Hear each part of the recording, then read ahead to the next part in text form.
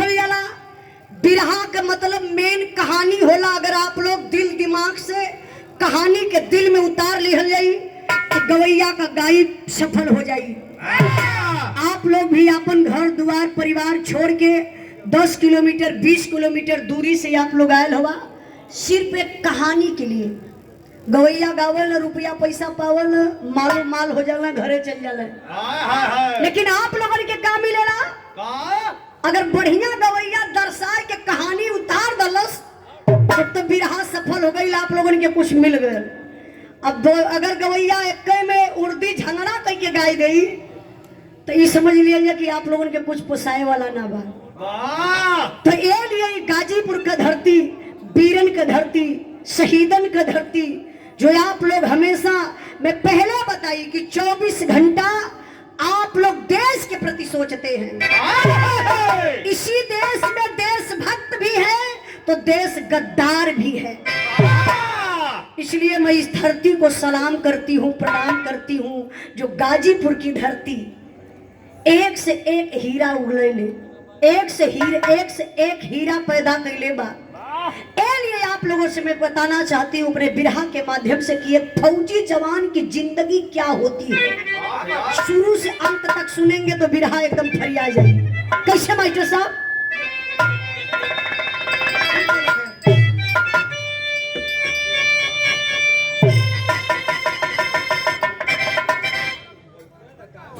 बोलो भैया, तो ऐसा बेस भी बढ़ाइए, बेस थोड़ा सा हल्का बढ़ाइए। बेसवा बना दे भैया। जाना तो कुल सेटिंग होला, काहे घबराहट हुआ? ढोलक हारमोनिया गवैया के जो सेटिंग होला, लेकिन आप ऐसा सेटिंग कर दिलवा कि बार बार मान के सेट करावे के पड़ता, अच्छा ना लगत बा। ज्यादा पब्लिक थोड़ी ना समझे, पब्लिक के खाली गाना चाहिए कि गावा।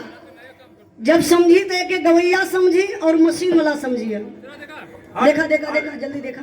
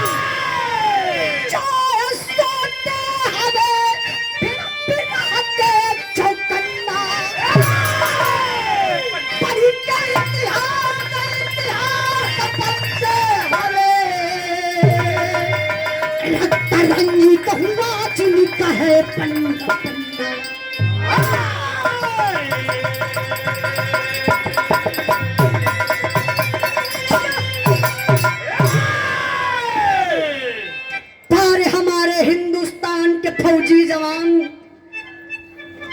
जब आप लोग सुबह हो जाती है, सारे लोग चारपाई पर आराम करते हैं, तो हमारे देश के नौजवान भाई आप लोग रोड पर दौड़ते मिलते हैं, मेहनत करते हैं, परिश्रम करते हैं, फौज में भर्ती हो जाते हैं, तो ये नहीं पता है घर से आप वर्दी में जाते हैं, वापस या आप वर्दी में आएंगे या तिरंगे में लपेट करके आएंगे। इसलिए हमारे गुरुजी माननीय प्यारे लाल कवि जी, बारे गाजीपुर के धरती, यही धरती का लाल, हमारे गुरुजी माननीय प्यारे लाल कवि जी बड़ी बढ़िया बिरहा में कव्वाली लिखलन मास्टर साहब।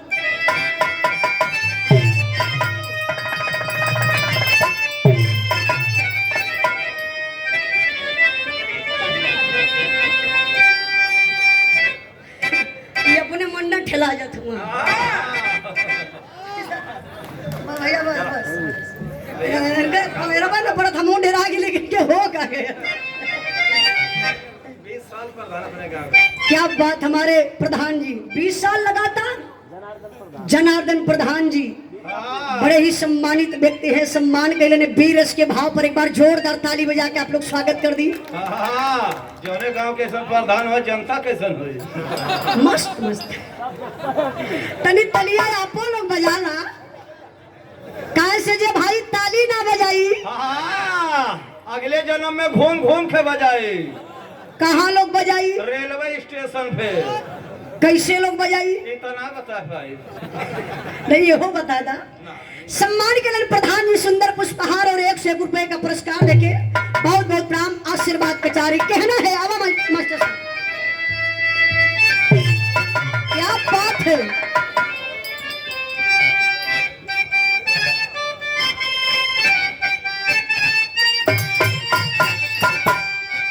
बहे खून मेरा चमन के लिए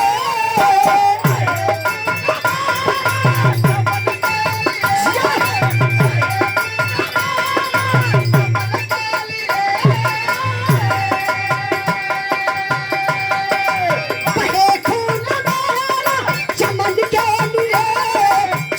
के लिए मेरी जान जाने वतन के लिए। जियो भाई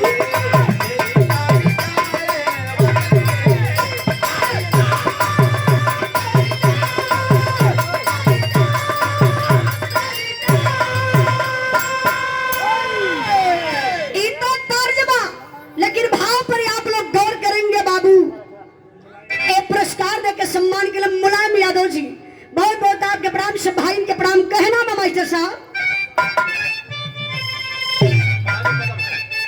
अरे बढ़ा जो कदम है रुकेगा नहीं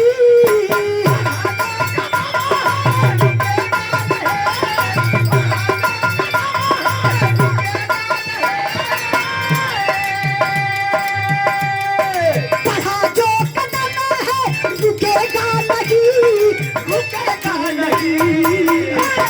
भले सर कटे पर झुकेगा नहीं। भले सर कटे पर झुकेगा नहीं। भले सर कटे पर झुकेगा नहीं।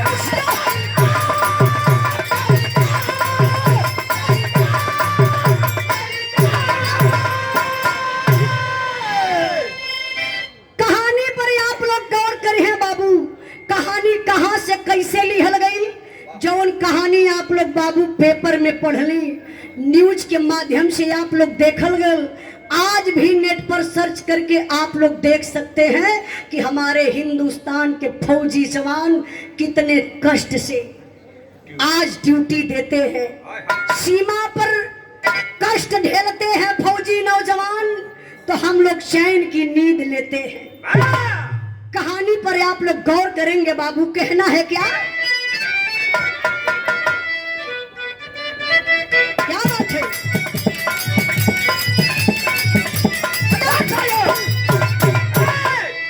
साथी जंग पे जो वीर लड़ने आता है साथी जंग पे जो वीर लड़ने आता है बात का सहारा अपने शीश पर सजाता है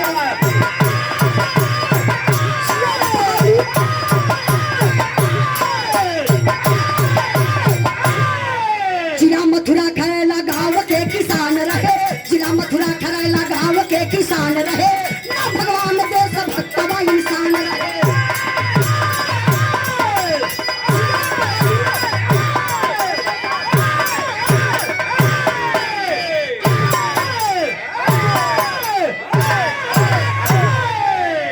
क्या बात है लगा था कि मौसमी यूज करत हुआ बड़के थान वाली भैंस यूज करत हूँ।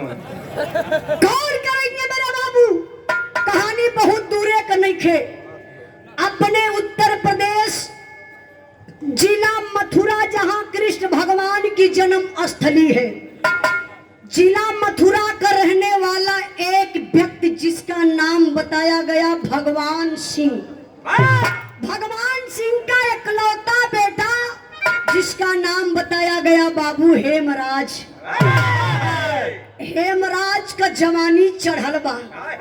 अच्छा तो आजकल का कुछ लड़का अपन जवानी नहरी के पुलिया पर बिता देते हुआ।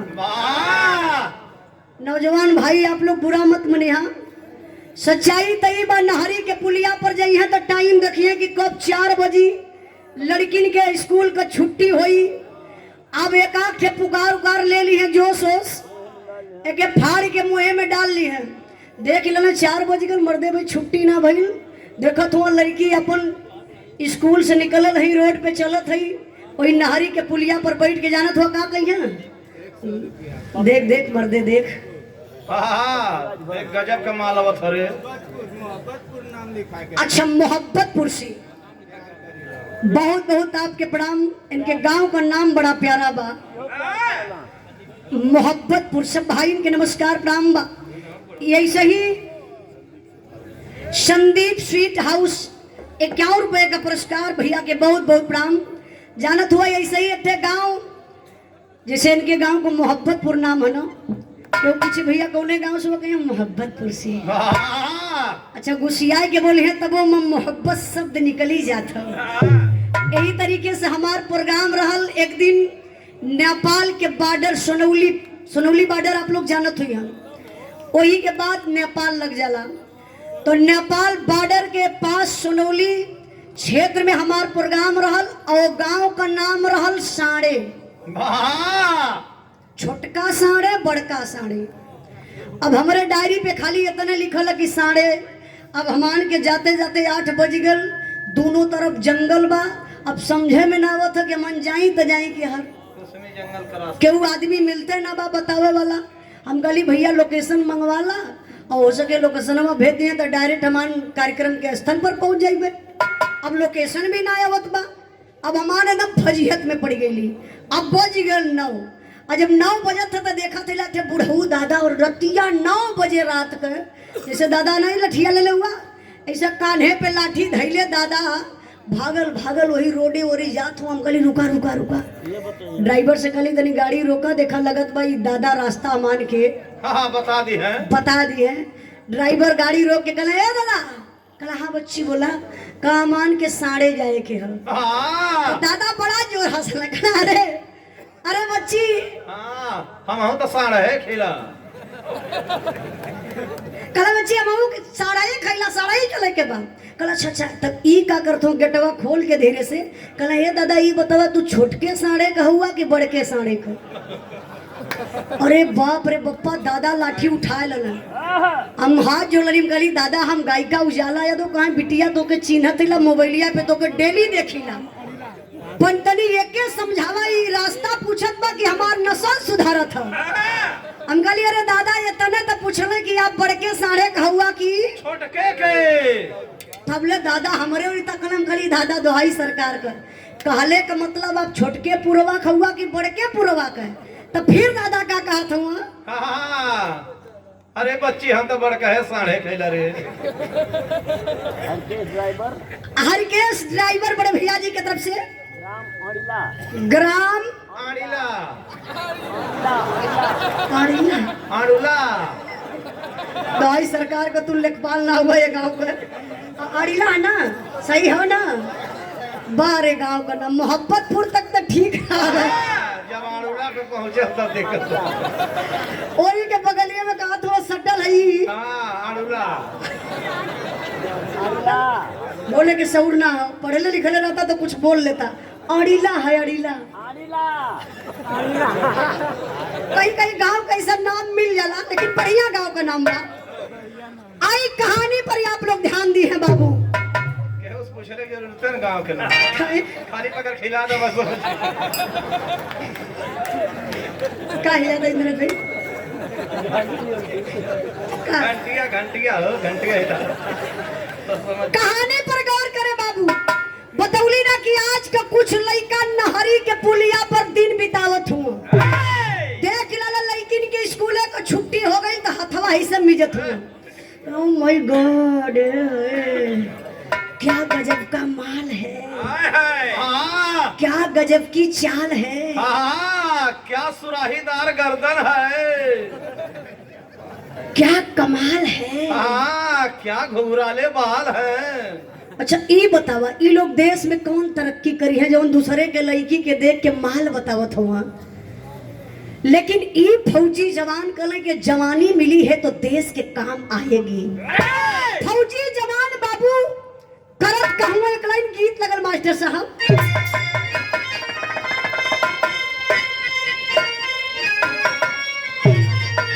ओहो, गीत बड़ी बढ़िया लगल बा। कोनो गांव को भौजाई हमरे मास्टर नियर रहल। वाह, ये तरी करिया रहल खा। करिया मेहरारू ना होली का, होली तरी फूहर लगेली। हमरे मास्टर नियर कोनो गांव कम मेहरारू रहल, देखलस निम्मन देवर के, हाय हाय। कलस एक्सक्यूज मी, हाँ, सिट डाउन। Come here. बुढ़ऊ दादा वही बगलिए में खड़ा होई के हाँ, बगलिया में रगड़ा शुरू कर दो ना। का रगड़त रहल। अरे सुरती रगड़त रहना हो। ऐसे सुरती दादा रगड़त हुआ समझ ना पड़ा, दुल्हनिया कल से देवर बबुआ आई हमार साड़ी साया पहिनत पहिनत जीव भी आ गई बा। हाँ, त निकाल के धा दे ओखे। काहे बदे ले हवा पानी आराम से। कले देवर बबुआ आई साड़ी साया हम ना पहिनब। हाँ, एक ठे मैक्सी लिया था, मैक्सी। वो मैक्सी का करी, भूसा ढोवे खातिर। अब इनके के समझाई भैया, मैक्सी में भूसा ढोवायल है कपो। हाँ हो, पतर के ओरिया बांध के चढ़ के ओरिया भर दा। ओ भौजाई अपने देवर से मंगले बा, का मंगले बा मास्टर साहब?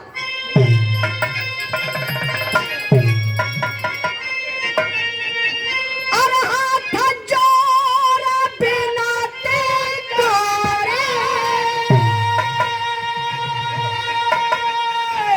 अरे हाथ जोड़ बिनती करे,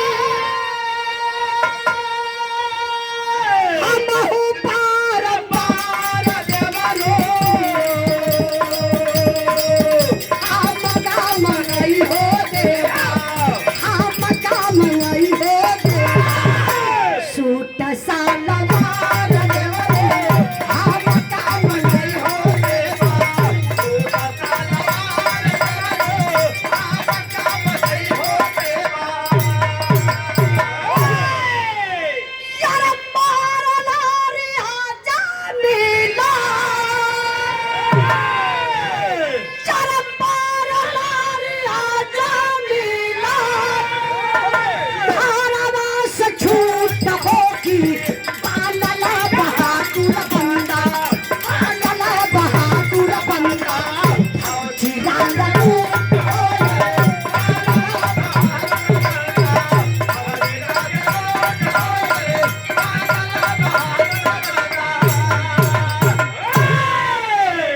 खुली भर्ती निकली है। हेमराज कैलन बाबू भर्ती के लाइन में खड़ा हो गईलन, फौजी जवान बन गईलन। ड्यूटी कहाँ लगल बा? जहाँ हिंदुस्तान पाकिस्तान का बॉर्डर बा, जवान ड्यूटी पर तैनात है बाबू। भयल का गीत बदल गई मास्टर साहब।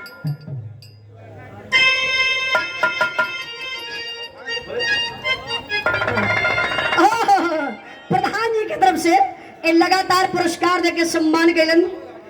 51 रुपए का पुरस्कार भैया के बहुत बहुत प्राम आशीर्वाद के चाह रहे, लेकिन बात पर ध्यान दी है।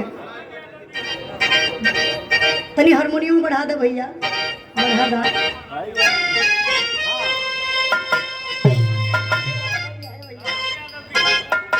जा दे चचा, नीचे तनी और गलत देखा। लल्लन यादव प्रधान जी की तरफ से पुरस्कार बहुत बहुत प्राम। अब कुछ मत करें।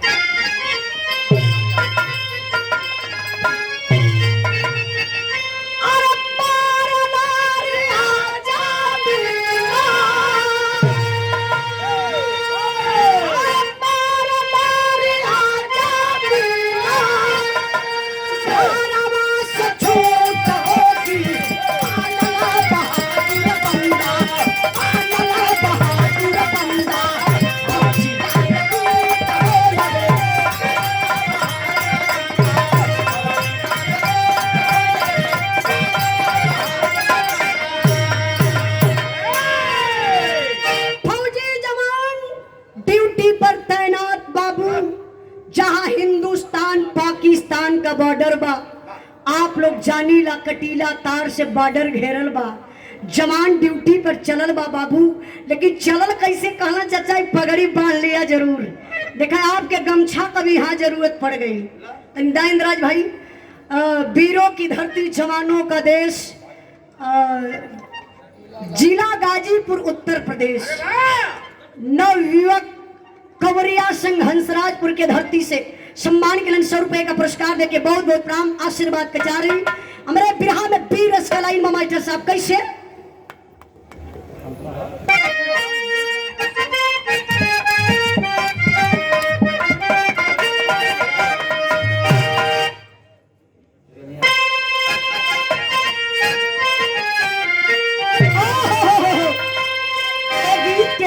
स्वर्गीय रामदेव गुरु अपने जमाने में बड़ा लहाई के गावत रहलन। कैसे गावत रहलन मास्टर साहब?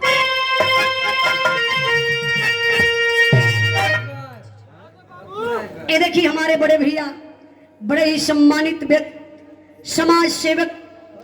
समाज सेविक हमारे बड़े भैया जिला पंचायत सदस्य आप सत्यम कुमार जी, बड़े भैया जी की तरफ से सुंदर पुष्पहार और 101 रुपए का पुरस्कार देके भैया सम्मान के लिए। माता रानी आपके हर मनोकामना के पूर्ण करे।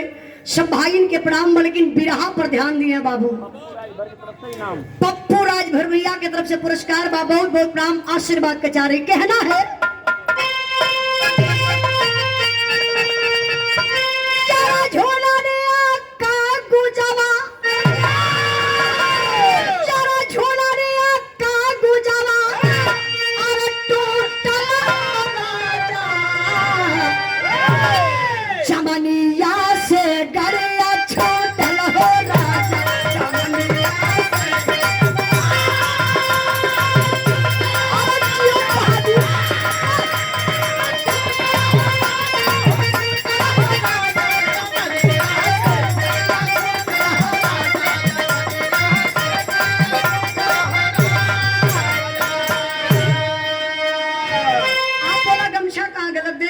लेकिन फौजी जवान सीमा पर तैनात जो हमेशा 24 घंटा अपने सर पर कफर बांध कर चलते हैं। लेकिन चलते कैसे हम मास्टर साहब तरियावा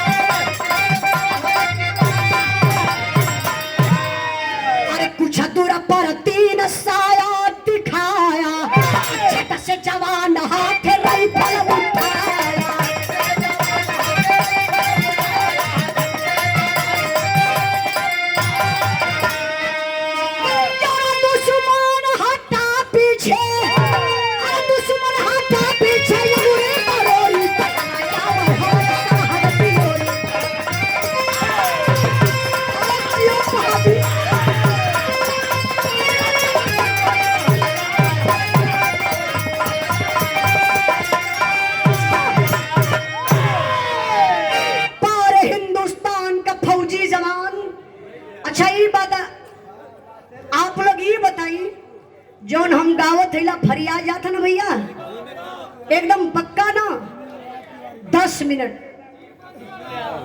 मिनट यह शांति बनौले रही हन। बिरहा में हमार वीर रस से अब करुण रस का भाव आए गया जी। विनय यादव तिवारीपुर के धरती से सम्मान के लिए बीरस के भाव पर 101 रुपए का पुरस्कार देके भैया के बहुत बहुत प्रणाम आशीर्वाद कचा रही। सब भाई के प्रणाम। रेवतीपुर से बाबूजी खिचड़ू जी। अच्छा, खिचड़ू बाबूजी की तरफ से रेवतीपुर के धरती से। देखा दादा कितना प्यार से बुढ़ापा बा लेकिन बिटिया के याद कैलन। बहुत बहुत आपके चरणों में प्रणाम आशीर्वाद कचा रही। कहाँ हो भैया ये? कहाँ भौजाई का फोन आ गया का देखा का करवा जे के शक रहे लेना कुछ लोग बिरहा में धोखा खा जाला वाह आए गए बिरहा सुने लेकिन उनका ध्यान उतर गया और जब इनके याद आयल कि अरे बाप रे पप्पा कहीं हमार मेहरुआ तनी रतिया का हाँ प्रधान के बेशरम कार्ड न बनवावत हो रतिया का कौन कार्ड बनी हो बेशरम कार्ड हाँ अब क्या बात नमो बता दी पप्पू राजभर मोहब्बतपुर के धरती से इनके गांव का नाम हमारे याद हो गया ये 251 रुपए का पुरस्कार देकर सम्मान के लिए वीर के भाव पर बहुत बहुत प्राण आशीर्वाद का चाह रही जरा गौर करेंगे मेरे बाबू फौजी जवान हेमराज सुधाकर 2 जवान सीमा पर तैनात है सर्च लाइट सीमा पर हमेशा चलती है जो काम करती है लेकिन जनवरी का महीना था जनवरी का महीना चारों तरफ कुहरा ही कुहरा है आप लोग समझ सकते हैं अगर यहाँ भी अगर कुहरा रहता तो आप लोग हमें नहीं देख पाते ना हम आप लोगों को देख पाते इतना ज्यादा अंधेरा छा लेता है अब देखिए आगे बोला हालो हालो ज्यादा रहता छोड़ा बहुत बोलो गौर करेंगे बाबू हाँ चारों तरफ सीमा पर अंधेरा छाया हुआ है कुहरा के चलते सर्च लाइट भी फेल हो गई अब आतंकवादी पापी पाकिस्तानी जो हिंदुस्तान का दुश्मन देश पाकिस्तान है अंधेरे का फायदा उठा लेते हैं बाबू कटीला तार काट करके हिंदुस्तान सीमा में प्रवेश कर जाते हैं आकर के बड़े इत्मीनान से झाड़ में छुप जाते हैं जवानों को पता नहीं है कि पापी पाकिस्तानी हिंदुस्तान में घुसपैठ कर चुके हैं तो हमारे हिंदुस्तान के फौजी नौजवान हेमराज सुधाकर ड्यूटी पर तैनात हैं बाबू करते क्या हैं गीत बदल मास्टर साहब सम्मान किए इस भाव पर नव युवक संघ कवरिया लाल बाबू गुप्ता अध्यक्ष महोदय जी की तरफ से सम्मान में भारत के तरफ से भारत के सम्मान में 100 रुपए का पुरस्कार देके सम्मान केलन और ये सम्मान किया हमारे बड़े भैया बिरहा के वीर सभा पर मोहन कुमार बौद्ध क्षेत्र पंचायत सदस्य बीडीसी नसीरपुर के धरती से हंसराजपुर यही बगल से भैया है बहुत बहुत भैया के प्रणाम और ये स्वामी स्वतंत्रता अच्छा स्वामी स्वतंत्रता निनानी लिख ले या क्या देखा सेनानी आप लल्लन यादव बीकापुर के धरती से तरी ऐसा लिखले बात समझे में बड़ा मुश्किल हो जाता 101 रुपए का पुरस्कार देके भैया सम्मान केलन और हमारे अगर बोले में गलती हो जाई भैया आके अपन पैसा ले जाया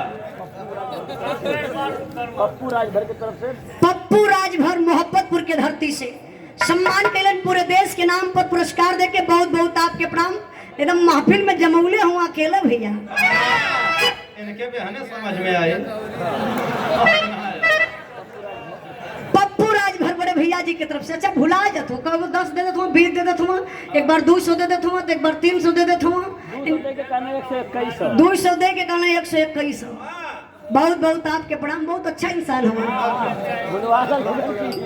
हाँ नेटवर्क सही करा छोड़त पकड़ा था लेकिन हमें बड़ा अच्छा इंसान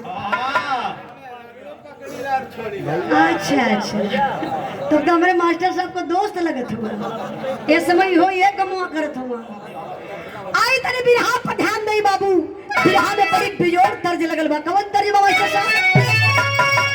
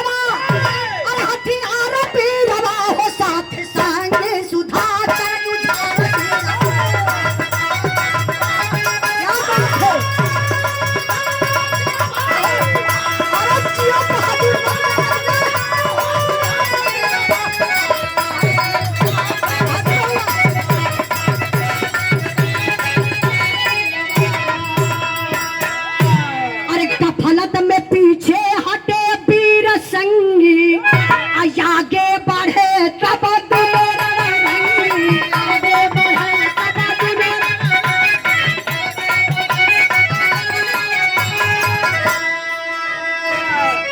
यारा बुझाला धोखावा का, अरे पार बीरवा, अरे पार बीरवा हो साथ सारे सुधार बुझार बीरवा।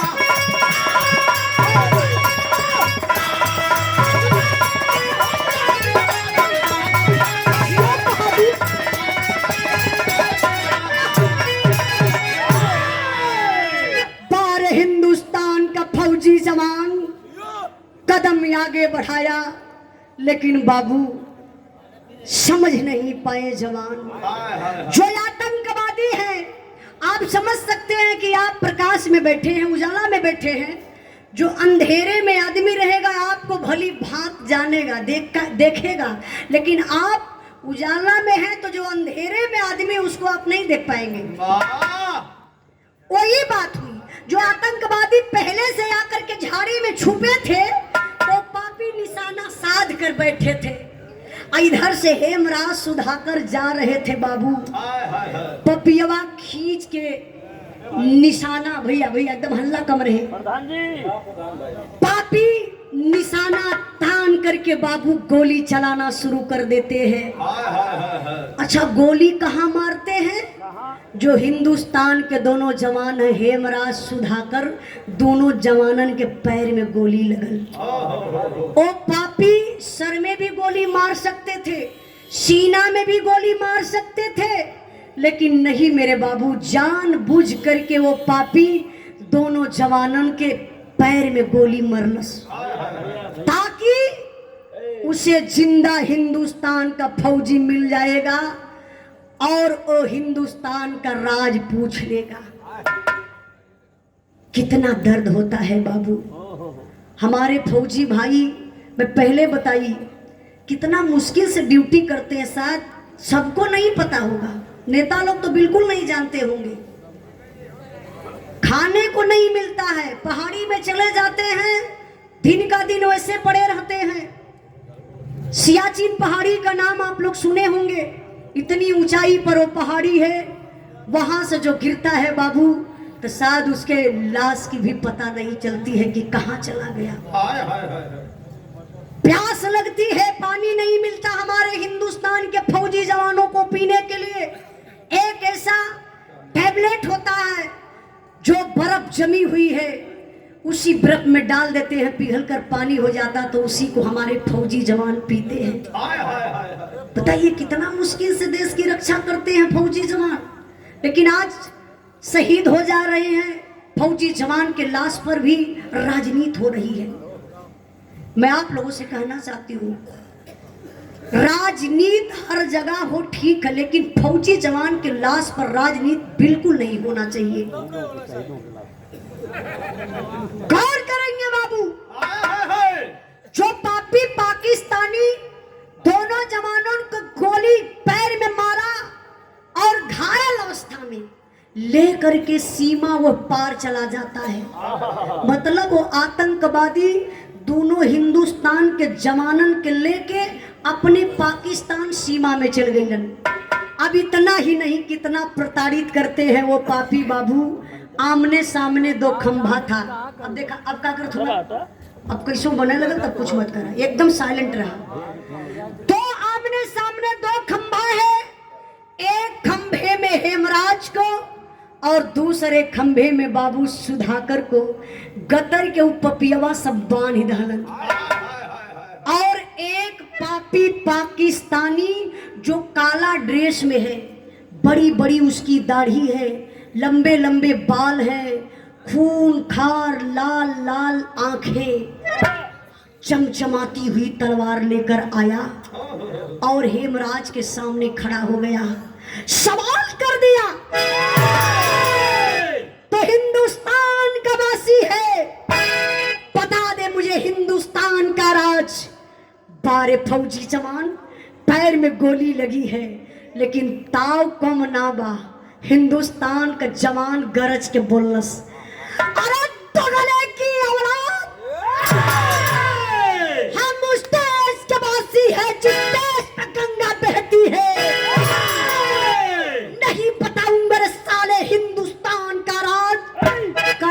बोटी बोटी चलेगा, लेकिन एक भी हिंदुस्तान का राज तुझे नहीं बताऊंगा।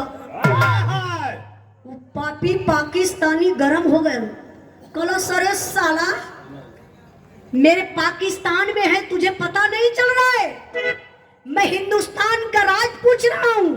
साला तू मुझे गंगा दिखा रहा है रे, तू क्या गंगा दिखाएगा?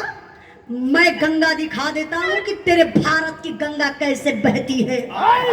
पपियावा खींच के बाबू तलवरिया चलौलस हो, हेमराज के ये दहिनी बहिए काटी लहलस। जब बाएं काट ललस तो शरीर का बैलेंस ऐसे झुकल और शरीरिया से खूनवा जैसे टेबल का पानी चले वैसे झरझर झरझर धारा नियर बहे लगल। कात ब देख ले, यही है तेरे हिंदुस्तान की गंगा। अगर तू बता दिया होता राज हिंदुस्तान का तो शायद मैं तेरे साथ ऐसा कष्ट ही नहीं करता। ये नहीं कही के बाबू ले के तलवरिया वो पपियवा सुधाकर के तरफ चलल। सुधाकर का खंभा में बांधल शरीर बाबू कांप उठल। सुधाकर के आंख से आंसू छलक आया। आवत बा पापी पहले बाह के काटी। सुधाकर कहला भैया भैया मेरी बाह को मत काटना, मैं तुझे हिंदुस्तान का राज बता दूंगा। और ई बतिया हेमराज सुन रहलन। अरे भाई तो गद्दार निकल गया, अपनी जान के लिए हिंदुस्तान का राज बता करके हिंदुस्तान को खतरे में डाल देगा। पैर में गोली लगी है, बाह कटी हुई है, बारे हिंदुस्तान का फौजी जवान। हेमराज गरज कर बोला, ना ना रे भाई सुधाकर ना, तुझे झंडे तिरंगे की कसम, तुझे तेरी वर्दी की कसम, तुझे धरती माँ की कसम, तुझे हिंदुस्तान की कसम, एक भी हिंदुस्तान का राज मत बताना रे सुधाकर। अरे पगला जान तो अकेली जाएगी, हिंदुस्तान तो सुरक्षित रहेगा। मत बता रे सुधाकर मत बता। ये पपियवा समझ गए, दौड़ के गए बाबू सुधाकर के मुहवा तर अपन कनवा लगा देलस। कल जल्दी बता दे हिंदुस्तान का राज, तुझे हम बचा लेंगे। लेकिन बारे हिंदुस्तान का फौजी जवान शरीरिया तक खंभा में बांधल बा, लेकिन हिंदुस्तानी खून बा उबल गयल। पपियवा के मुहवा पर खेखार के काला देख ले, यही है मेरे हिंदुस्तान का राज। अब जो करना सो कर ले, मुझे मरने जीने का कोई गम नहीं है। तब वो पपियवा नीचे से ऊपर देखलस करस करे साला उससे पूछा, हिंदुस्तान की गंगा दिखाया, साला तुझसे हिंदुस्तान का नाम राज पूछा। अरे मेरे मुंह पर थूक दिया रे, ले मेरे हाथ से गिफ्ट। पपियवा खींच के बाबू तलवरिया चलौलस, हेम सुधाकर का गर्दनिया काटी लहलस। अब वही नशा में आई के हेमराज की भी गर्दन को पापी काट लेता है। जैसे फुटबॉल हो ऐसे पैरवा से मरलस गर्दनिया, दोनों जवानन का छटक के होता ना दूर पर गई। अब इतना ही नहीं, वो पापी का दिल देखिए कितना बड़ा वो निर्दयी है। अरे है तो इंसान ना, लेकिन निर्दयी उसी तलवार से दोनों जवानों का पेट चीर देता है। अब पेट का जो सारा सिस्टम है ना उसको निकाल कर फेंक दिया। हे पेटवा के खोखला बना दलस। अब खोखला बना करके बाबू एक भयंकर बम हेमराज के पेट में, एक दूसरा भयंकर बम सुधाकर के पेट में रख के पपियवा सिलाई कदलस। वर्दी पहनाई के रातों रात लसिया लियाई के बाबू हिंदुस्तान के सीमा में कई गईलन पपियवा सु। देखिए कोई काल्पनिक कहानी नहीं है। जो भाई बराबर न्यूज देखते होंगे आप लोग जरूर देखे होंगे, आप लोगों को पता होगा। आज भी सरकार से मांग है, दोनों जवानों का गर्दन का पता नहीं चला, दोनों जवानों का गर्दन चाहिए। अपने भारत के प्रधानमंत्री जी जिस समय प्रधानमंत्री कुर्सी पर नहीं थे, प्रधानमंत्री नहीं थे, उस समय जो प्रचार प्रसार करते थे तो वादा किए थे कि मैं 2 सर का बदला 10 सर पाकिस्तान से जरूर लाऊंगा। वाह, हर हफ्ते में 10 ठे हो। लेकिन आज तक वो जवानों के गर्दन का पता नहीं चला। जब दोनों जवानन के वो जवान के नाम पर हमारा छोटा सा पुरस्कार है, पर ओके खोज वितरण होके के चाहिए। अभी हो सब पप्पू राजभर एकदम भी हो। सब का कालन उ गर्दन के खोज होके के चाहिए। बहुत बहुत प्रणाम पप्पू पासवान भैया की तरफ से। अच्छा राजभर सॉरी पप्पू राजभर भैया की तरफ से बहुत बहुत प्रणाम। और प्रधान जी की तरफ से सम्मान के लिए प्रधान जी के बहुत बहुत प्रणाम। आशीर्वाद कचारी बीकापुर के धरती से। जरा गौर करेंगे बाबू विरामर करुणस में बात। अब दोनों जवानन के वर्दी पहनाए के हिंदुस्तान के सीमा में लसिया कई गईलन। आ ये लिए वो पपियवा बम पेटवा में रखले रहला ना कि हिंदुस्तान का जवान अचानक जई है लाश के साथ छेड़छाड़ करी है, विस्फोट हो जाई। जितना आसपास जवान रही हैं सब शहीद हो जाई है। अब सीमा पर खलबली मचल बा कि 2 गो जवानन का पता नहीं खे चलता कहाँ चल गईलन। कई दिनों के बाद हिंदुस्तान के जवान ड्यूटी करते करते बाबू जब झाड़ी के तरफ जाते हैं तो देखते हैं कि 2 जवान झाड़ी में लेटे हुए हैं। अब इन पैरवे देखलन फौजी जवान तनी करीब में गईलन तब आवाक हो जाते हैं, कदम पीछे हटा लिए। अरे यार हम लोग तो समझे कि फौजी जवान सोया है, लेकिन गर्दन का पता नहीं, हाथ का पता नहीं, पेट काफी ऊंचाई ले सुजा हुआ है। इसका मतलब दाल में कुछ काला है। चेकअप करने वाली मशीन आई बाबू तो पता चला कि दोनों जवानन के पेट में भयंकर बम रखल गई बा। उस बम को सुरक्षित निकाला गया। फौजी जवान दोनों जने का लाश, दोनों फौजी का लाश लेकर के कैंप में जाते हैं बाबू, गमी मनाते हैं। आप लोग यहाँ की बात छोड़िए, जरा से दिमकवा आप लोग लेके चला मथुरा में हेमराज का दुल्हन गीता स्नान कई के बाबू हो श्रृंगार करे बैठल है। तबले वो दुनिया का मालिक एक ठे असगुन दिखाई दिलन। अच्छा असगुन का दिखाओ थो मास्टर साहब?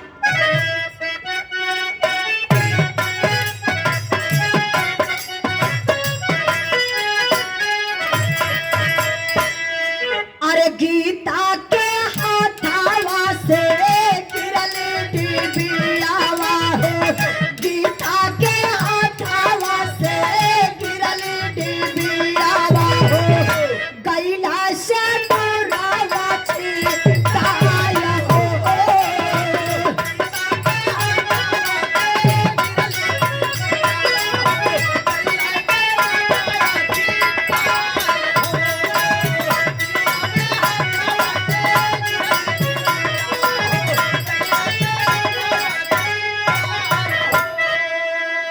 अरे थक से करे जा कैला कंबल शरीरिया हो, पाचल पताल लड़ाए सिमत कबारिया हो, कापत के हेलो हेलो बोलंदू लहिनिया हो, कापत के हेलो हेलो बोलंदू लहिनिया हो, तनिको या बलिया नाची आया हो।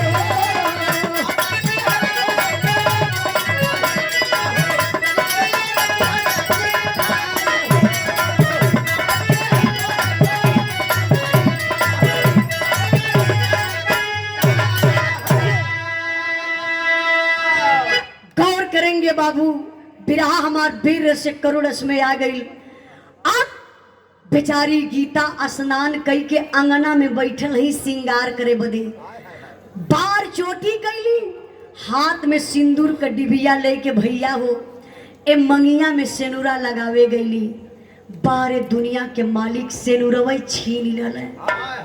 शरीर अचानक कांपल, हाथ से सिंदूर का डिबिया छूटल, जमीन पर सिंदूर बिखर गया, छिटाई गए। दुल्हनिया एक ठे हाथ कलेजा पर रखली, आई है अचारवा से बाबू सेनुरा के लगली बटोरे। अब मालिक के मनावत है, दुनिया के मालिक ये कैसन असगुन दिखात बा, हमारे सोनू के पापा पर कोनो आफत विपत ना आवे। लेकिन भैया हो तब तक सीमा से फोन आ ही गया। कई दिन हो गया था सोनू के पापा फोन नहीं कर रहे हैं। बेचारी बड़ा पश्चाताप कर रही है। तब तक सीमा से फोन आया, लेकिन नंबर चेंज है। दुल्हनिया गीता फोनवा उठौलिन तो सोचत है कि सोनू को पापा लगत बा कई दिन के बाद फोन कैला है, इन नंबर चेंज करके कैलन है। पहला वर्ड गीता बोलो थी, हेलो सोनू के पापा। सीमा से आवाज आई, नहीं नहीं मैं सोनू का पापा नहीं हूं। तो आप कौन है? मैं हेमराज फौजी का मेजर बोल रहा हूं। क्या ये हेमराज फौजी के घर फोन लगा है? हाँ जी सर, जी जी। आप कौन? सर मैं उनकी मैडम गीता बोल रही हूँ। अच्छा बेटा गीता, परिवार में कोई और है क्या? हाँ सर है ना लोग, जरा बेटा किसी और को फोन दीजिए। वो गीता बोली, अरे सर इस समय तो वर्तमान में मैं ही हूँ, बोलिए ना। सर एक बात बोलूँ? मेजर साहब बोले, हाँ बेटा बोलो क्या बात है? सर कई दिन हो गया है, सोनू के पापा का नंबर नहीं लग रहा है, मैं बड़ी परेशान हूँ। सर प्लीज़ सोनू के पापा से बात करवा दीजिए। मेजर साहब का कलेजा कांप गया। दुल्हन को विश्वास है पति जिंदा है, पति का इंतजार कर रही है, बात करने के लिए कह रही है। मैं किस फौजी जवान से बात कराऊं? मेजर साहब का कलेजा कांप उठा। बाबू बतिया घुमाए दहलन। कोई फोनवा पर गीता के बतावत हूं। का बतौला मास्टर साहब?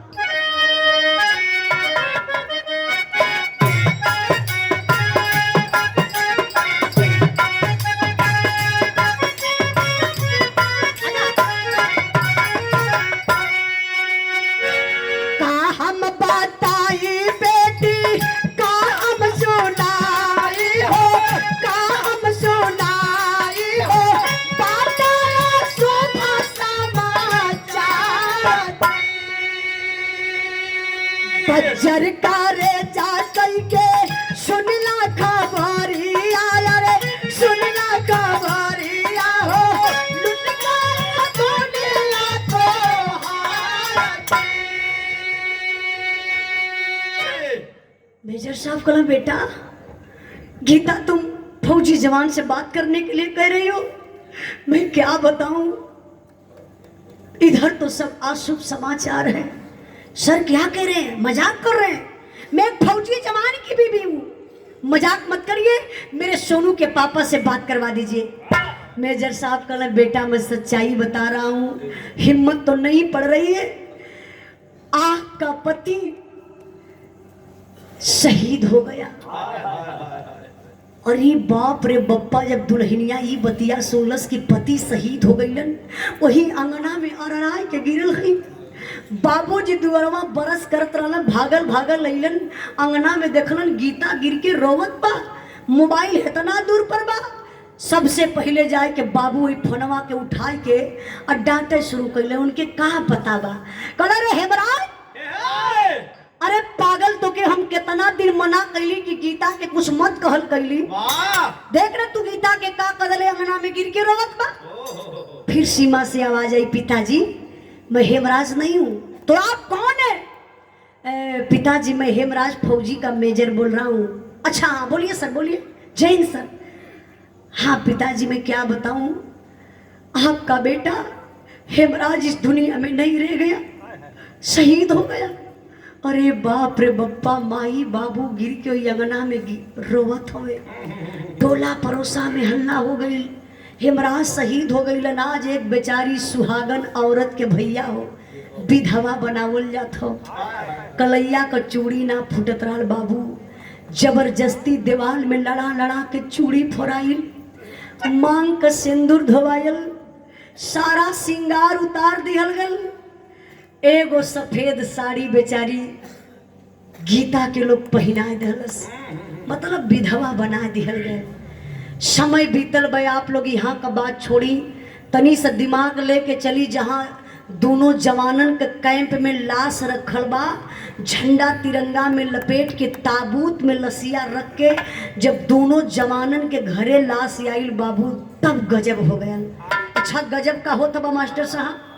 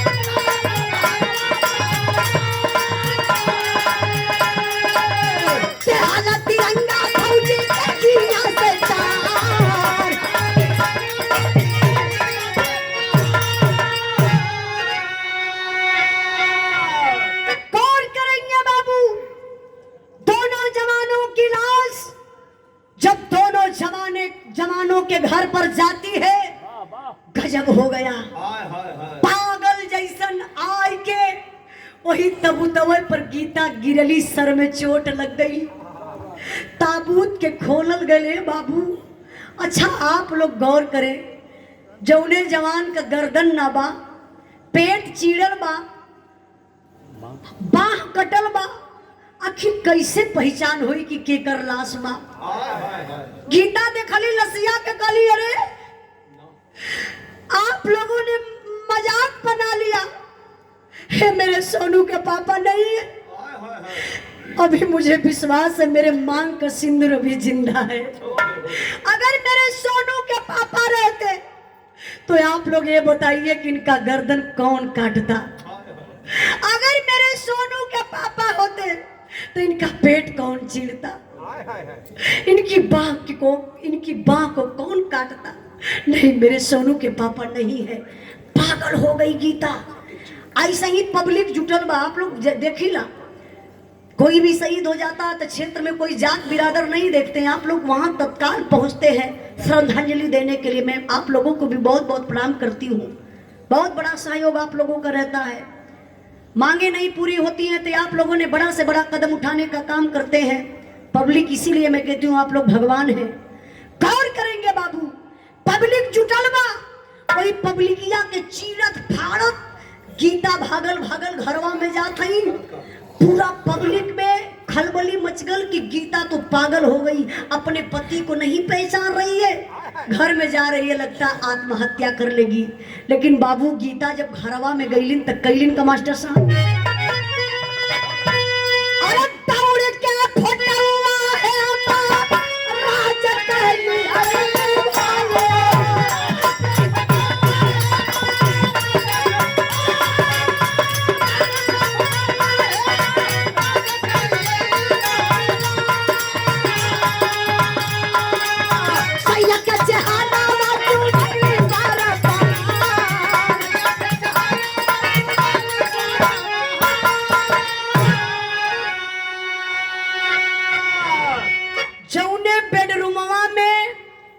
गीता सुतत रहली बाबू। वही बेडरूमवा में बड़ा सा एक ठे फिगर, मतलब एक फोटो अपने फौजी सैया का वर्दी वाला वही दिवलिया में चिपकौली रहली। वही फोटोवा के लेके अली और पूरी पब्लिकिया में दौड़ दौड़ के घूम के बाबू फोटोवा दिखावत है। देखिए ना, देखिए मेरे सोनू के पापा ये है। आप लोग इनको खोजिए ना, प्लीज आप लोग मदद करिए ना। मेरे सोनू के पापा ये हैं जो सैनिक, जो अधिकारी थे, सबके पास जाती है बेचारी, उसी फोटो को दिखाती और पैर पर गिर जाती है, साहब ले जाइए इस लाश को। इस सोनू के पापा नहीं है, किसी और के मांग का सिंदूर है, किसी और के दरवाजे पर लेकर जाइए, प्लीज सर जाइए ना, जाइए ना। पिताजी बुढ़वा बाप ले के लसिया के बाबू बैठल हुआ, बड़ा अपने दिल के मनावत हुआ कि मैं एक बहादुर बाप का बेटा हूँ। हाय हाय अगर मेरे आंख से आंसू गिर जाएगा ना तो जमाना के लोग बड़ा मजा लेंगे, बोलेंगे कि कायर बाप का बेटा था, शहीद हो गया। लसिया लेके बैठल हुआ, गीता के बोलौन कहला, बेटा गीता इधर आओ। तू नहीं पहचान रही है? अरे बहुत दर्द हो रहा है गीता। अरे अपना बेटा हेमराज, अरे आ आ आ आ आ आ मेरे पास आ। बोलिए ना आवत बाबूजी के। गीता के बुलाए के बगलिया में लसिया के बैठा दिला, कहला गीता सुन, सुन मेरी बात को, तू नहीं पहचान रही है ना, मेरा बेटा है। ये पैरवा का बाबू कफनवा बाबूजी हटाए दलन। पैर में एक बचपन का चोट लगल रहल, पेड़ से गिरल रहलन हेमराज, इतना चोट का उन निशानी यही पैरवा में रहल। दुल्हनिया के देखौलन बाबूजी कहलन, देख गीता अपना बेटा है, जब पेड़ से गिरा था बचपना में ना, देख उसके पैर में चोट लगी थी, ये चोट गवाही कर रही है मेरा बेटा है। लसिया पर बाबू गिरली, गीता बेहोश हो गई। लोग एगो चादर ओढ़ाई के गीता के इतना दूर पर लिटा दलन। सब लोग सोचत बा कि गीता की मौत हो गई, जल्दी करिए, इस लाश को लेकर के चले, अंतिम संस्कार कर देते हैं। लसिया बाबू उठावे लगले हो भैया। कहल जला बिरहा के सुनने वाले भैया बाबू, दुनिया में आप लोग कहिला कि घर में बहन बिटिया सयान हो जाली तो सर का बोझ बन जाली, लेकिन नहीं मेरे बाबू, मैं बताती हूँ, अगर दुनिया में सबसे बड़ा कोई बोझ है ना तो एक पुरनिया बाप के कंधे पर जवान बेटवा का जनाजा। कौन बाप बर्दाश्त करी हो बाबू, जोन बुढ़वा बाप बेटा का लाश रखल बा, ऐसे कंधा पर गमछा रहल, भगवान सिंह गमछवा उतार के ऐसे मुहवा मुनत हुआ कहीं अवजिया बहरे न आ जाए, ऐसे लसिया उठौलन। तबले बाबू कलेजा फाट गए, एक आवाज आई। कहा जाता है कि औलाद का गम फौलाद को पानी बना देती है। रोई के कले कले कारे लाल हेमराज, बिना राम के कैसे मन मनाइब रे बेटा। खरे लाल अपने बुढ़वा बाप के ना देखले हीरा, बिना राम के कैसे मन मनाइब रे बेटा। आज बोझ बुढ़ौती में कैसे तोर उठाइब रे बेटा। अरे लाल बुढ़ाई में कमर तोड़ डाला ये हीरा। ये तना कही के बाप वही लसिया पर गिरले, बाबू बेहोश हो गए, कोई नहीं रह गया। अंतिम संस्कार करने के लिए सनसनी छा गई। आप लोग जैसन आम जनता, सेना के जवान, अधिकारी, साथ साथ में गांव के प्रधान लोग लाश के ले जाए के बाबू अंतिम संस्कार कैलन। अंतिम संस्कार हो गए, दुआर करे बदे के आयल जनरल साहब। शोक संदेश हृदय से लेकर जनरल साहब आए हैं और दोनों परिवारों को आकर के दिल से धैर्य बधाए हैं। सच्चा सपूत जो देश का था वह वीर हिंद रखवाला था। एक ज्योति हमको दिखा गया, वह भारत का रहने वाला था। हम कसम आपकी खाते हैं, हम कसम आपकी खाते हैं, बदला शीघ्र चुकाएंगे। इस देश के वीर सपूतों पर फौजी वर्दी लहराएंगे। जाना था जिसे वह चला गया, अरे जाना था जिसे वह चला गया, मन में ना तनिक मलाल करो। सहयोग फौज का हम देंगे, मन को ना तनिक उदास करो। जनरल साहब बोले कि पिताजी आप क्यों टेंशन में पड़े हैं? टेंशन बिल्कुल मत लीजिए, मैं हूं ना, जो होना था हो गया, आपका बेटा शहीद हो गया। आप टेंशन मत लीजिए, आपको कुछ रुपया दिया जाएगा जो शहीदी राशि होती है, और जो चौराहा है उस चौराहे पर मूर्ति लगवाया जाएगा हेमराज का।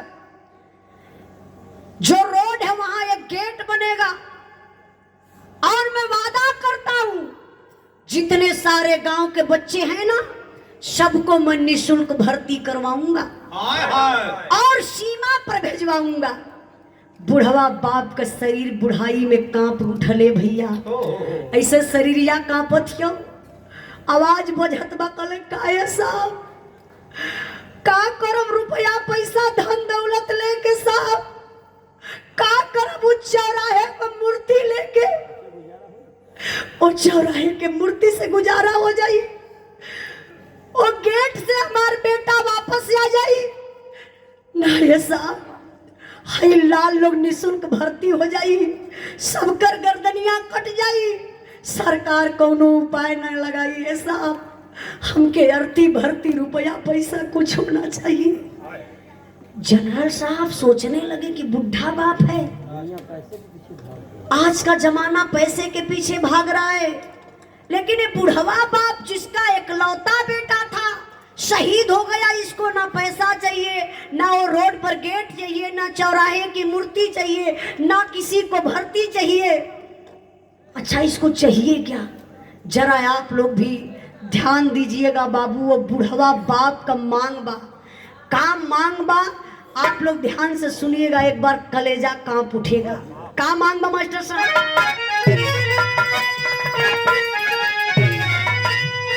अरे ठंडा से जाए ना हिरदा का पिरवा,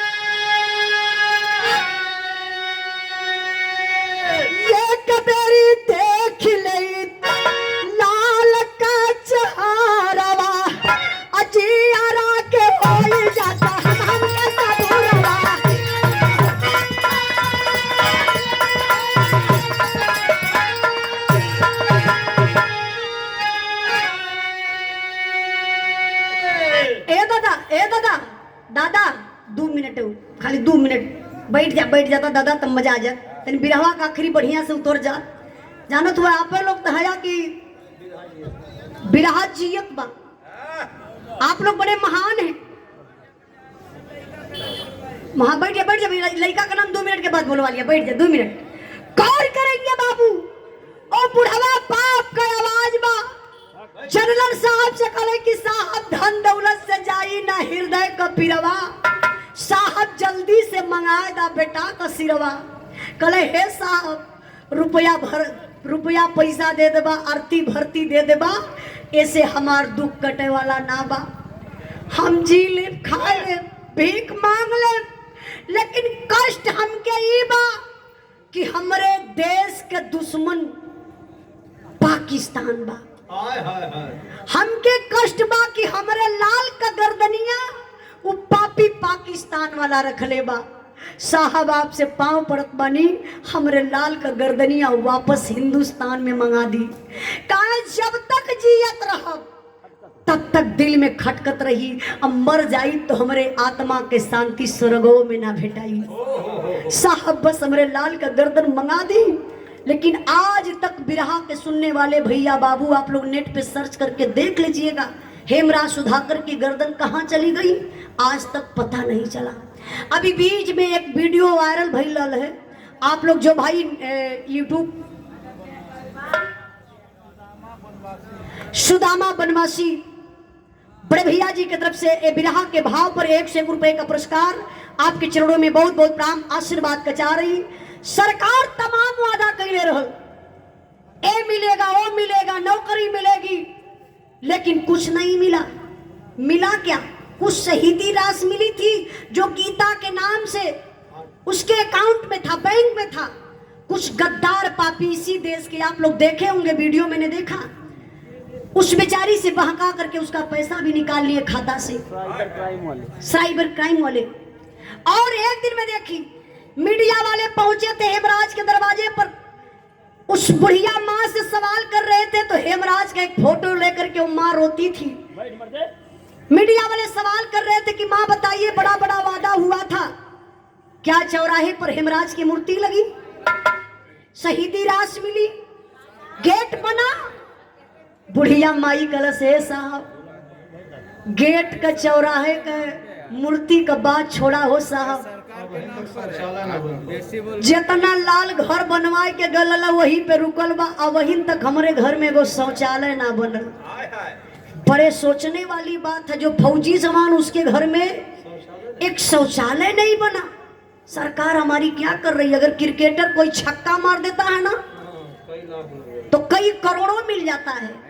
आप लोग भी बाजी लगा देते हैं लेकिन कोई देश का जवान शहीद हो जाता है ना तो नेता जा करके फूल माला चढ़ा करके अपना वोट बना लेते हैं राजनीति करते हैं फौजी जवान के लाशों पर।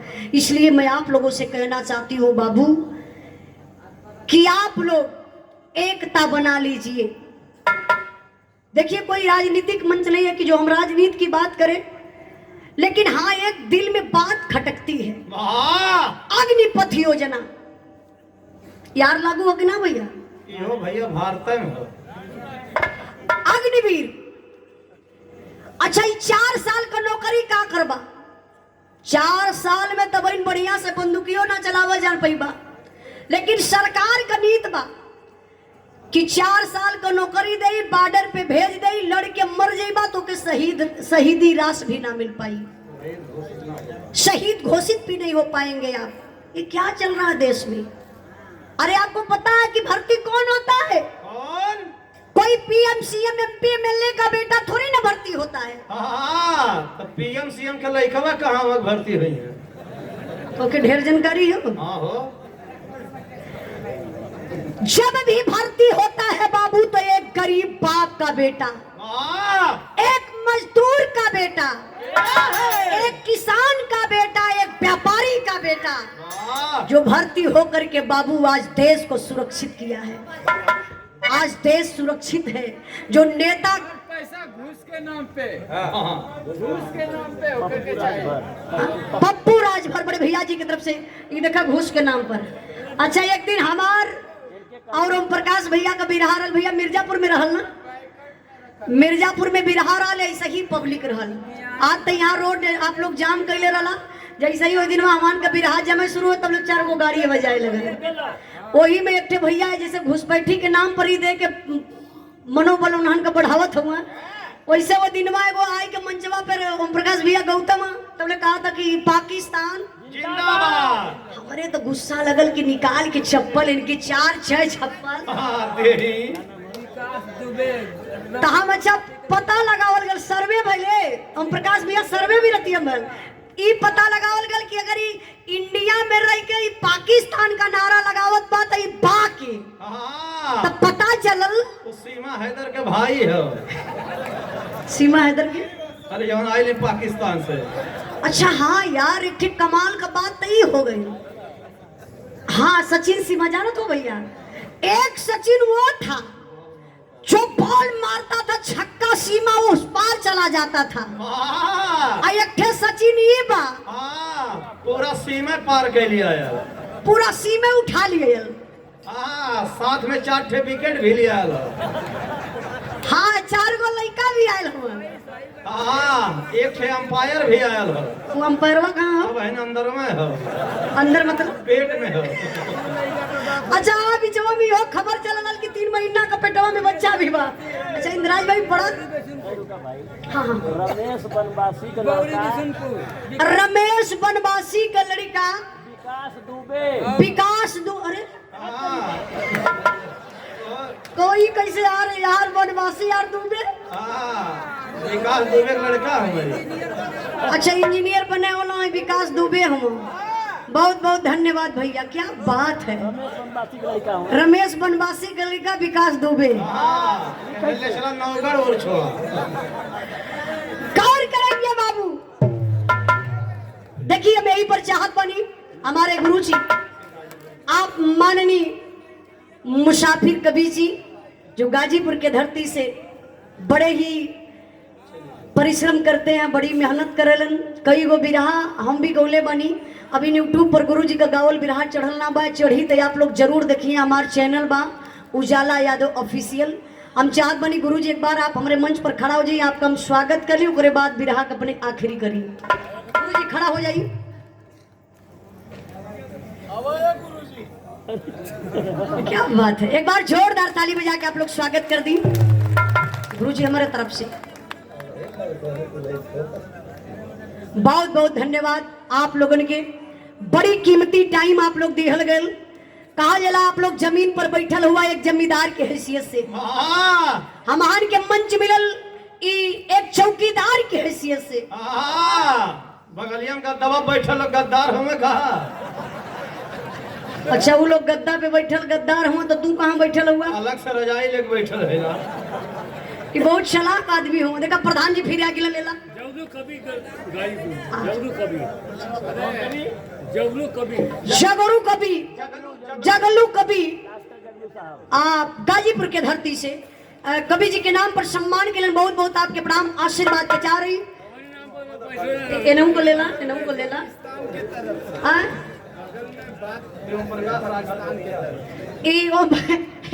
कहो भैया ये ओम प्रकाश राजभर का भतीजा हुआ, वो है चचा। पियर का चचा। अच्छा ये समय उनका पता ना चला थी कहाँ चल गई ले। ये समय नेपाल और हूँ। बहुत बहुत आपके प्रणाम भैया जुटल रहा। टोपी वाले और आए हमारे बिरहा का आखिरी भाव जरा गौर करेंगे बाबू। जगलू कभी सम्मान दो। ठीक है ठीक है, अगली बार दे दे। हमार पूरा बिरहा गौले का मतलब ये बोल बाबू जगलू कभी के ये देखिए पूरे हंसराजपुर के नाम पर सम्मान केलन। कौन राजभर? पप्पू राजभर ना, पप्पू राजभर बड़े भैया जी की तरफ से बहुत बहुत प्रणाम आशीर्वाद के चाह रही। सब भाई इनके नमस्कार प्रणाम बा। जगलू कभी के अरे जगह 100 रुपया में कोई बेरी बोलवाई बात। डॉक्टर जगलू कवि जी आपके तरफ से बहुत बहुत पुरस्कार, आपके चरणों में बहुत बहुत प्रणाम। सब भाई इनका नमस्कार प्रणाम बा। आखिरी कहना बा बेटा साहब और कमेटी के भाई लोगों से निवेदन बा, प्रकाश भैया के पार्टी के आप लोग चाह लिया के पिया दी। चाह ना मिले तो कद बाल्टी रस घोर के दे। अगर रस न मिले तो आई मास्टर सब आखिरी कहना बा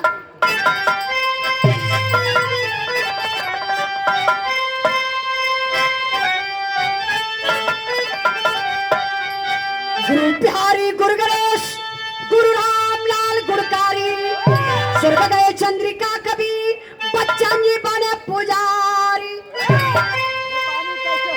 अरे तो पानी कैसे होई भारती उजाला प्यारे नारती आया फनपुर पानी पानी कैसे होई भारती